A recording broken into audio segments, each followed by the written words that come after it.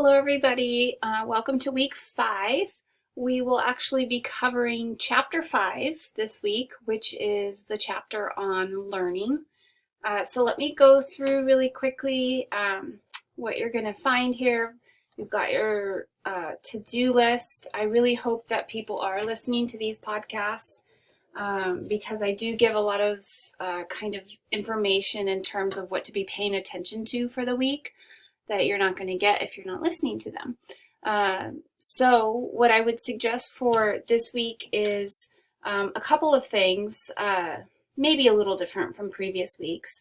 But one good strategy for attacking the chapters is always to take a look at the objectives, right? So kind of preview what it is you're going to be learning, what it is you're going to be looking at. Some things you may already be familiar with or you may have heard of, and some things you may not have. And this just gives you a good opportunity to preview so you kind of know what to tune into as you're going about reading. If you skip all the way down, another good preview would be to watch both of these videos. They're both about 10 minutes long, so they're not super long. And if you watched the videos from last week, you know that they're pretty engaging and informative, and they also touch on everything that is going to be talked about in the chapter. So this one specifically has to do with classical and operant conditioning, which are basically two ways that we learn. And it's through the subfield of behaviorism. So behaviorism is kind of like a carve out in psychology that focuses much more on the behavior of individuals being contingent upon their environment. And we play off of the environment, which inherently teaches us how to respond to things. So you're going to look at Pavlov's classical conditioning, and then Skinner's operant conditioning. And then in this video, we get another view of behaviorism through Bandura, but his is more focused on observational learning, so sort of modeling other people's behaviors, and that we learn through modeling very young in life. And so he has the famous Bobo doll study, which some of you may have heard of that. But I would go ahead and watch those before you even start reading, because it gives you a nice good preview, and it already tells your brain, okay, here's some things to be paying attention to. And then go ahead and dive into the reading. And then I would come back to these videos after you've read as sort of a recap or a review of the concepts.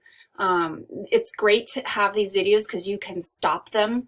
Oftentimes they mention the terms, definitions of things, so you can stop them, you can write things down on your notes, your slide notes even. So those are good tips and tricks.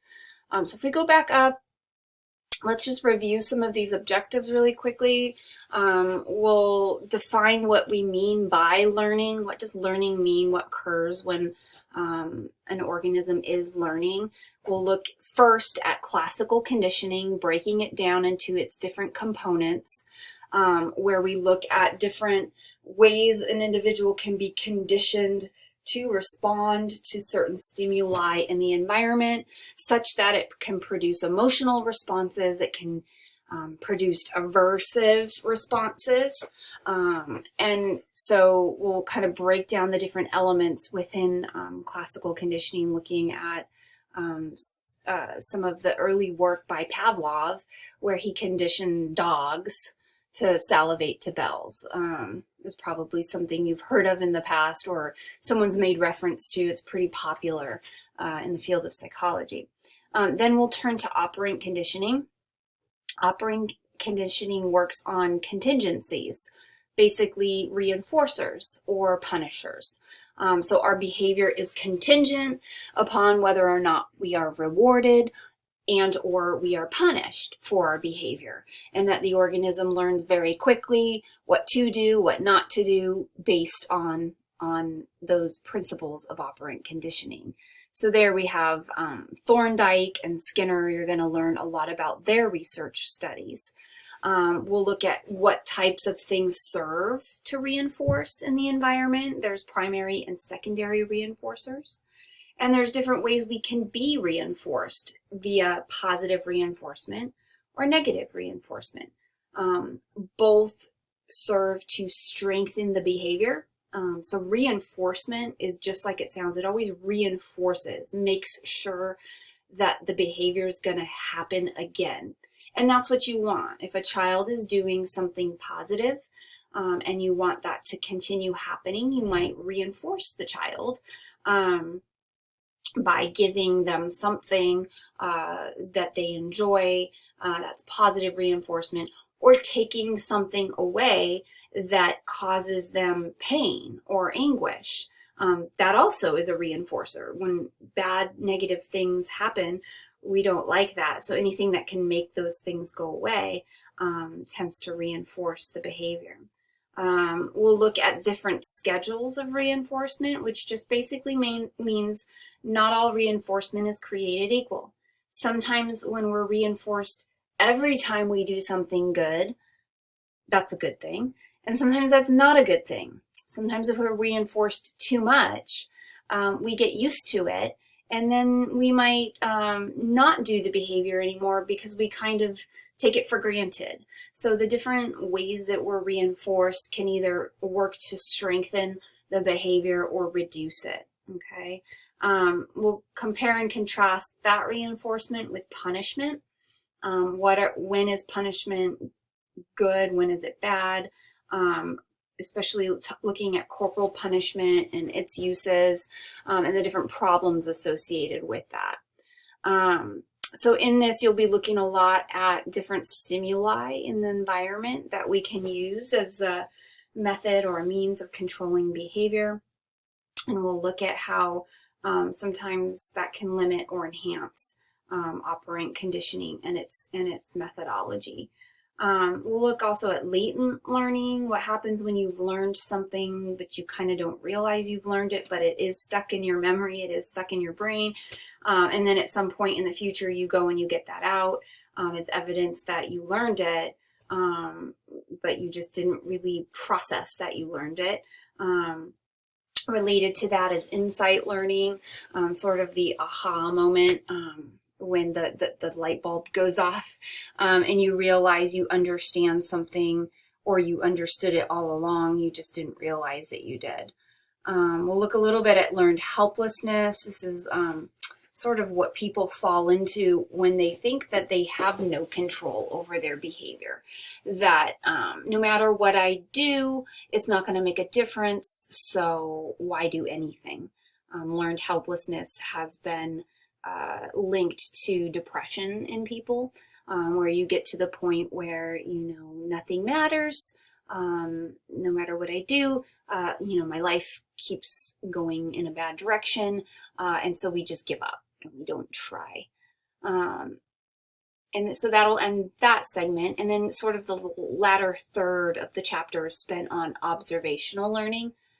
So there is the work of Albert Bandura and some others that followed after him in terms of looking at the importance of modeling behavior, especially on young children, that they learn by watching and observing others around them, particularly important others like parents and teachers, authority figures, and how this is a very strong mechanism for learning, and the child doesn't really understand that it's happening, but they're taking in, kind of like where they say a child's like a sponge. They're taking in the world around them and sort of soaking it all up, and it's all going in, and it's forming their world experience and what they're going to pull from and draw from when in similar situations. Okay. So that sort of wraps up the gist of chapter 5. I have your lecture slides here. Again, it's a great idea to print those out and have them next to you when you're reading. I've also included a worksheet to help you. This isn't something I'm going to collect. It's not an assignment, but you can print it out and use it.